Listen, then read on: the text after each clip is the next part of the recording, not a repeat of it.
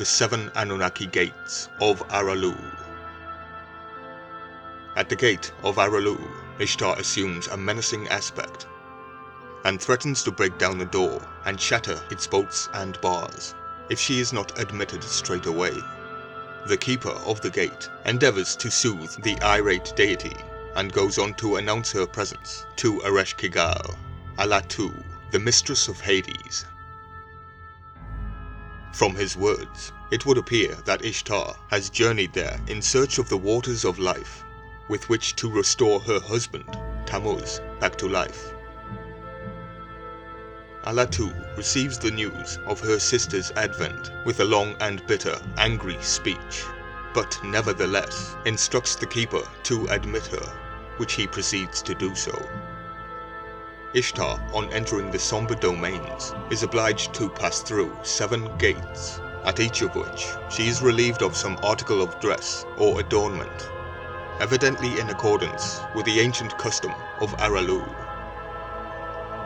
At the first gate, the keeper takes from her the mighty crown from her head. At the second, her earring is taken. At the third, her necklace. At the fourth, the ornaments from her breast. And the fifth, her jeweled girdle. At the sixth, her bracelets. And at the seventh, her cincture from her body. The goddess does not part with these without protest, but the keeper of the gate answers all her queries with the words, "Enter, O lady."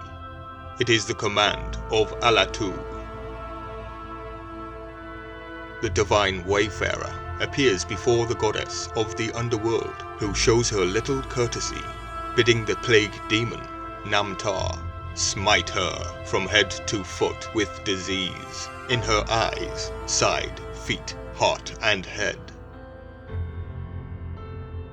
During the time that Ishtar is confined within the bounds of Aralu, all fertility on earth is suspended, both animal and vegetation. The knowledge of this disastrous state of affairs is conveyed to the gods by their messenger, Papzukal, who first tells the story to Shamash, the sun god. Shamash weeps as he bears the matter before Enki and Sin, gods of the earth and moon, respectively. But Enki creates a being called Ashushu Namir, whom he dispatches to the underworld to demand the release of Ishtar. Allatu is greatly enraged when the demand is made in the name of the great gods, and curses Ashushu Namir with a terrible curse, condemning him to dwell in the darkness of a dungeon, with the garbage of the city as his food. It's a kind of magic.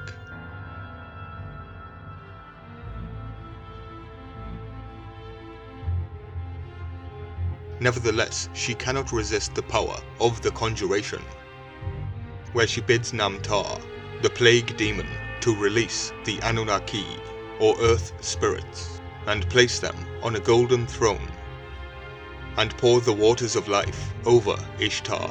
Namtar obeys. In the words of the poem, he smote the firmly built palace.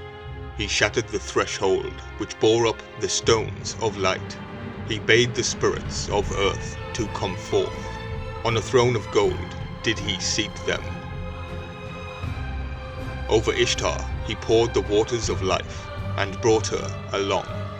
Ishtar is then led through the 7 gates of Aralu, receiving at each the article of attire of which she had been deprived. Finally, she emerges into the earth world, which resumes its normal course. A few lines follow which are addressed to Ishtar, perhaps by the plague demon, or by the keeper of the gates. If she, Allatu, hath not given thee that for which the ransom is paid her, return to her for Tammuz, the bridegroom of thy youth. Pour over him the pure waters and precious oil. Put him in a purple robe and a ring of crystal on his hand. Let Samkat, the goddess of joy, enter her liver.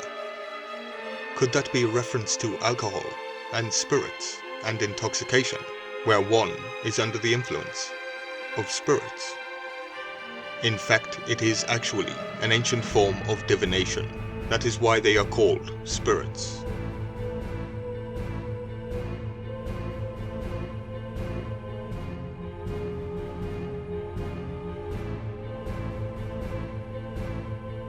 These lines indicate with sufficient clearness that Ishtar descended into Hades in order to obtain the waters of life and thus revive her bridegroom, Tammuz.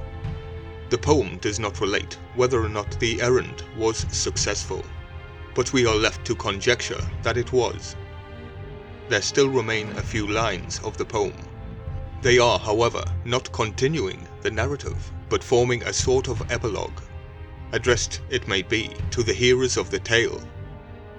Mention is made in this portion of mourners, wailing men and wailing women, of a funeral pyre and the burning of incense, evidently in honor of the god Tammuz. Although this myth focuses on Ishtar, it is really about increasing the worship of Tammuz, son of Enki. But the most powerful figure in this whole tale is the being created by Enki, Ashushu-namir. By description, it is a chaos demon, more powerful than all the gods combined, with powerful magics.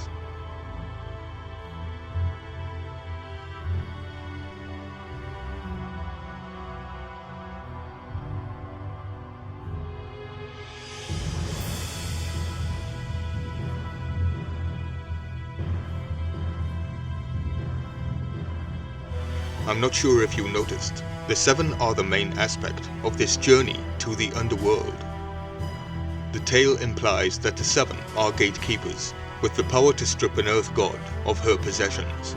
Then the seven Anunnaki are then placed on a golden throne.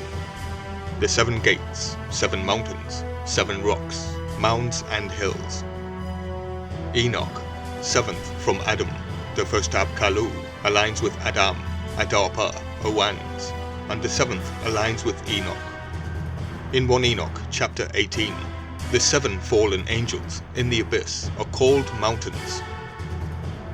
I saw the four winds, which bear the earth and the firmament of the heaven, and I saw how the winds stretch out the vaults of heaven, and have their station between heaven and earth. These are the pillars of heaven.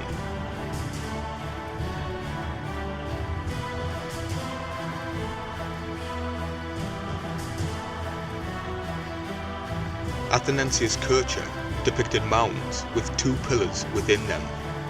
The mounds are the vaults of heaven. There is a clear parallel between these texts. The center of the dark arts, the mound of Eridu, the home of Damuzi Abzu. So Enki created a being named Ashushu-namir, who is, of course, a trickster god. Ashushu-namir is the original spirit guide, trickster, and bearer of transformation. Let me say that one more time. Trickster and bearer of transformation.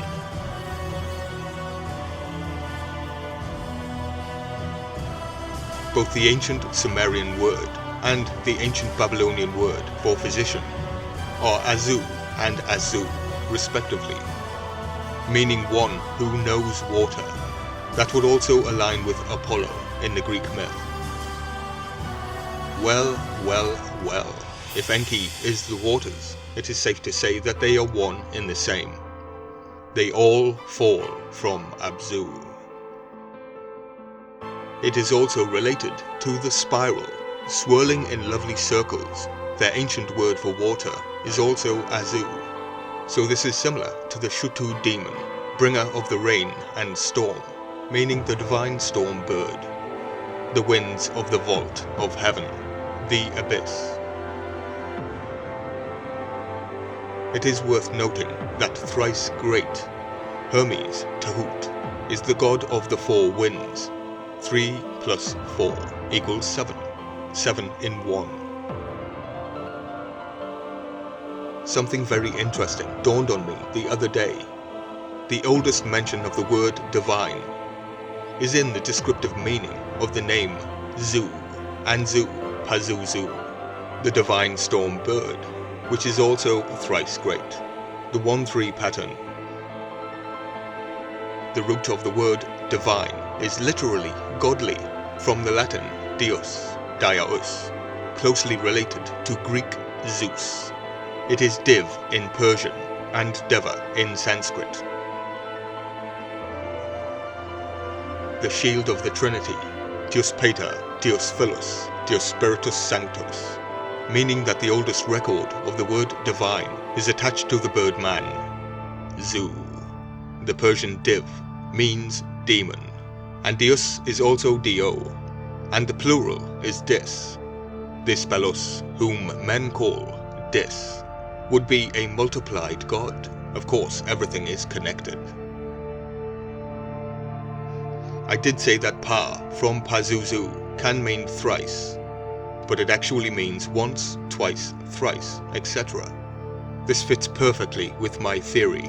The figure Zu being multiplied would be Pa Zu Zu, meaning that Pazuzu clearly states multiply Zu, Zu.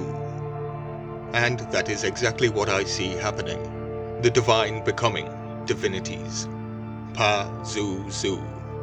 One becoming many, for I am Legion. He shattered the threshold, which bore up the stones of light. He bade the spirits of earth to come forth. On a throne of gold did he seat them. This is all very interesting, isn't it? Fee fi fo fum. I smell the Senocephalus, wrapped in its beaky mask. The Babylonian gates of Aralu are very similar to the Egyptian gates of Aru. Aruru? Yes, Scooby. Aruru. A talking dog with a green man who has a lion-faced head. No connection, I'm sure.